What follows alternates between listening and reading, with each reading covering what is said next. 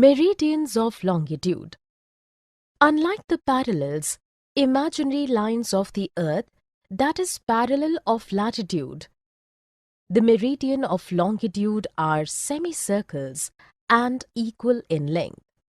These semicircles coincide at the poles, though the opposite meridians, if taken together, form a complete circle, but both of the meridians valued separately and counted as two meridians. These meridians intersect the equator at 90-degree angle.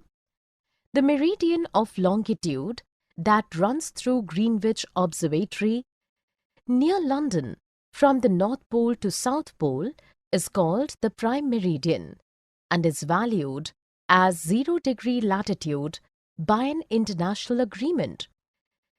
The prime meridian divides the Earth into eastern and the western hemisphere.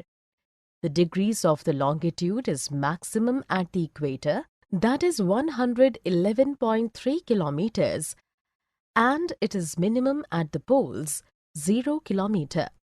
Drawing the meridians of longitude. To draw the meridian of longitudes, first thing is to be done is to draw a circle.